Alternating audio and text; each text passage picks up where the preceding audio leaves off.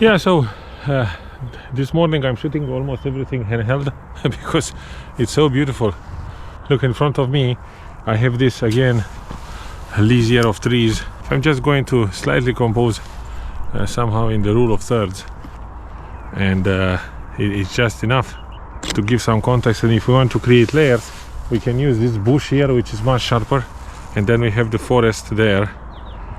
I think it's working somehow.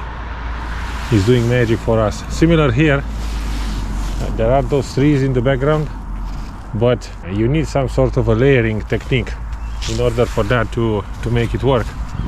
So we'll go ahead and find the layers. Now this is kind of far away, it may not be that obvious, so we have to find something here in the background, somehow in the foreground, you know, in order for that to work. And that's it. Now obviously some of those images are very optimistic in terms that, you know, I'm just trying to create layers, but there is no real subject, so you still have to find a lonely tree, a house, you know, some sort of a building in order to make it work, because otherwise it will be just a kind of a foggy concept. Sometimes, no matter how cheesy it is, you can still use this photograph poles, like you can see here in this image, because what happens is they can obviously act like leading lines, but this mainly works when there is fog, like this conditions here, because you still need to have a subject to lead to. Now I'm trying now to get this composition, which is in front of me. What is different from the other one, there is a bush somewhere at the left, so maybe it adds some sort of a, I don't know, it does something with the gymnastic of this video. It makes things, keeps things interesting. Fog makes everything perfect. Again, in my opinion, you kind of overshoot things because of fog. But other than that, it's great. I wish I have at least 5 days per week fog. Now here is some sort of a cemetery. In front of me there is a tree, and that tree is what I'm going to photograph. I can't believe how busy this road is. I may try to get actually a shot of this cemetery, maybe here from the ground level. We have these leading lines, and now for the main course, there's the tree. We're gonna get that tree behind me, and we'll see how it goes. We can play with the composition. See, we have this diagonal that is created by the hill.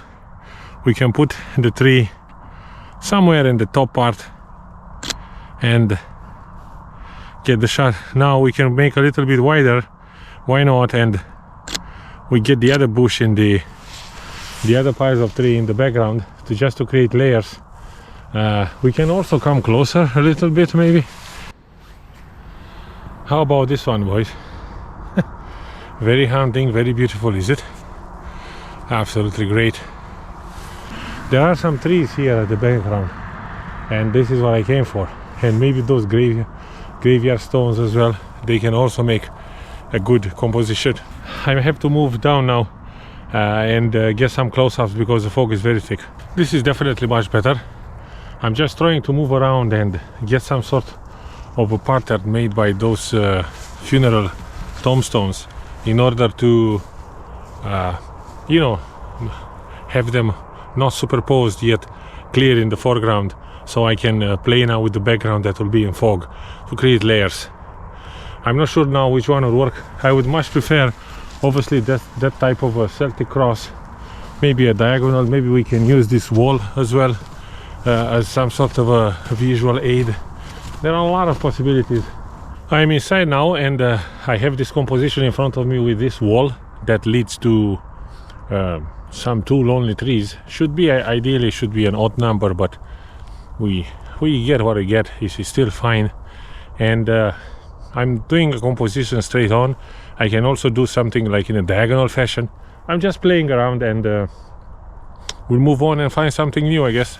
Now I have found this row of stone tombs, and they lead to a distant tree that is covered in mist.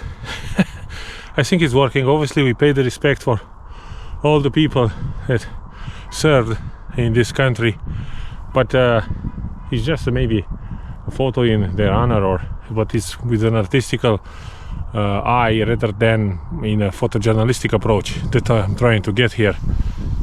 That's all it is.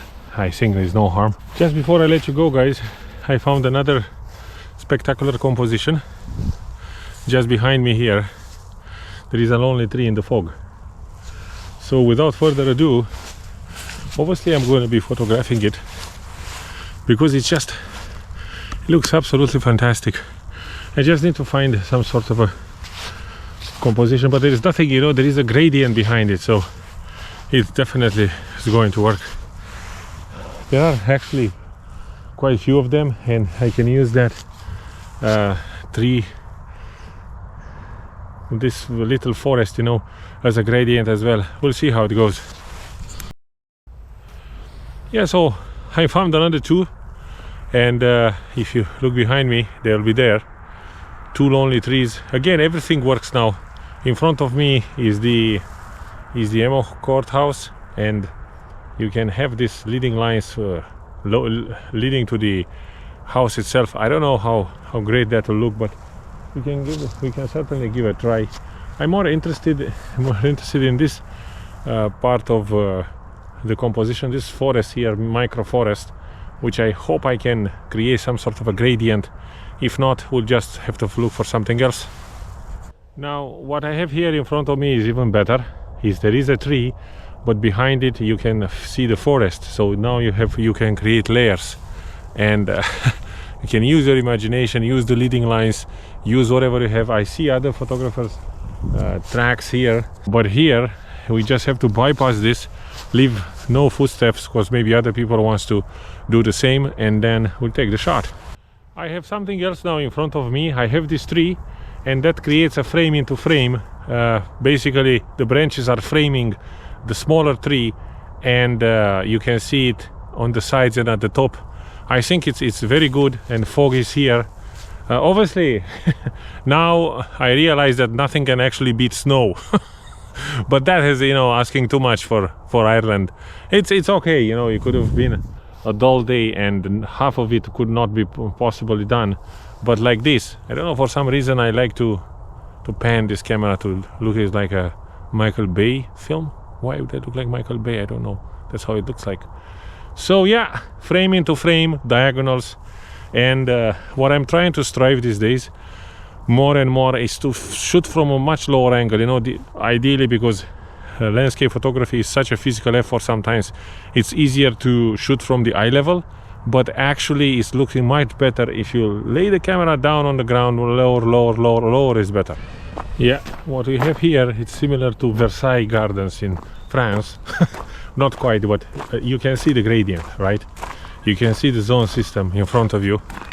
It goes from very dark to quite bright. That's what's the photo in my book. I'm at 6.3 1/400 auto ISO, and the ISO is 500. I had enjoyed today. I was shooting mostly in this semi-automatic mode because there's no point metering stuff. I mean, yes, it is, but sometimes, you know, you just go crazy like this. For me, it's simply a mental exercise. It keeps you healthy, and it's fun. Yeah, there is a lake here as well. We'll go check this out, and we'll say goodbye for the second time.